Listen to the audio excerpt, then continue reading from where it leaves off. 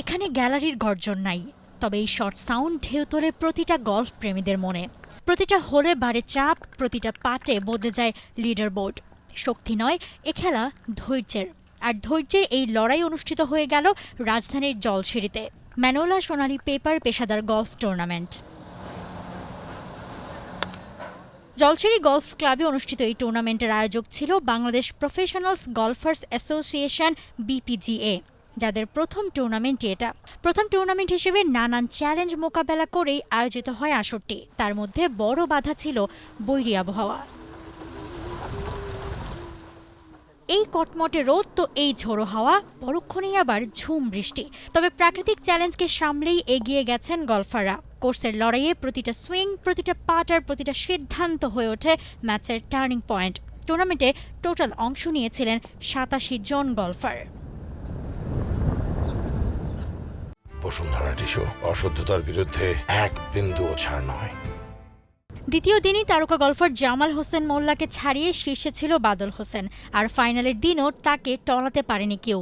৩ দিনের টুর্নামেন্ট শেষে জামাল, আকবর আর রাজুকে টপকে হয়েছেন চ্যাম্পিয়ন। প্রায় ৫ বছর ধরে টানা সেকেন্ড আর থার্ড পজিশনে ঘোরপাক খাওয়া বাদল অবশেষে সেরার সেরা। টুর্নামেন্টে বিশেষ অতিথি ছিলেন আর্মি গলফ ক্লাবের প্রেসিডেন্ট। এছাড়াও ছিলেন বিপিজি এর প্রেসিডেন্ট, জেনারেল সেক্রেটারি সহ সদস্য ও প্রফেশনাল খেলোয়াড়রা। ফাইনাল শেষে বিজয়ীদের মধ্যে পুরস্কার তুলে দেন অতিথি ও আয়োজকরা। ভবিষ্যতে এমন আয়োজন আরও পেতে উদগ্রীব গলফাররা। বাংলাদেশে চ্যালেঞ্জ এবং উন্নতির পথে মূল হচ্ছে আমাদের স্পন্সরের অভাব। আমাদের দেশে টুর্নামেন্ট তুলনামূলক কম হয়। আমাদের এখান থেকে ইন্টারন্যাশনাল লেভেলের প্লেয়ার তৈরি করার জন্য টুর্নামেন্ট বেশি দরকার হবে। দেশীয় বেশি টুর্নামেন্ট দরকার, অনেক স্পন্সরশিপের দরকার, এবং টুর্নামেন্ট যদি ম্যাক্সিমাম মাসে 2টা করে হয় তাহলে আপনি বুঝতেই পারতেছেন যে আমরা এখন 10-12 জন বাংলাদেশে বাইরে খেলতেছি।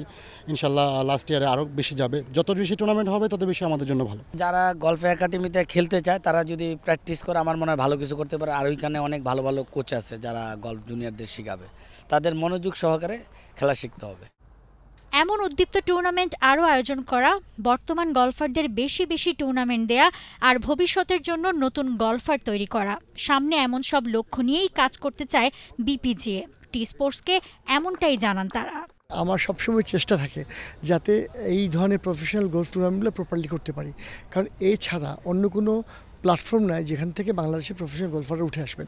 তো যে স্বাভাবিকভাবেই এই টুর্নামেন্টগুলো আমরা সর্বোচ্চ চেষ্টা করি যাতে প্রফেশনালিজম মেনটেন করা হয়, ইন্টারন্যাশনাল স্ট্যান্ডার্ড মেনটেন হয়। কারণ আমাদের এই খেলাগুলো ইন্টারন্যাশনাল স্ট্যান্ডার্ডের যারা আছেন পিজিডি ট্যুর বা অন্যান্য এশিয়ান লেভেলে সবাই কিন্তু অবজার্ভ করে। আজকে কিন্তু এই টি স্পোর্টসের কারণে সারা বিশ্ববাসী দেখেছে যে বাংলাদেশের খেলা, ওই যে অস্ট্রেলিয়ার ইংল্যান্ডের খেলা দেখলে যেরকম টি স্পোর্টসে আমাদের ভালো লাগে, আজকে বাংলাদেশের এই খেলাটাকে দেখে টি স্পোর্টসের মাধ্যমে সবাই অনুপ্রাণিত হয়েছে। বাংলাদেশে একদিন কোন দিন আমরা আশায় আছি, কোন দিন সেই অস্ট্রেলিয়ার ইংল্যান্ডের মতো আমাদের বাংলাদেশের সন্তানরা সেখানে গিয়ে খেলবে, বাংলাদেশের পতাকা নিয়ে তারা খেলবে। এটাই আমাদের লক্ষ্য, সেই লক্ষ্যে আমরা কাজ করছি।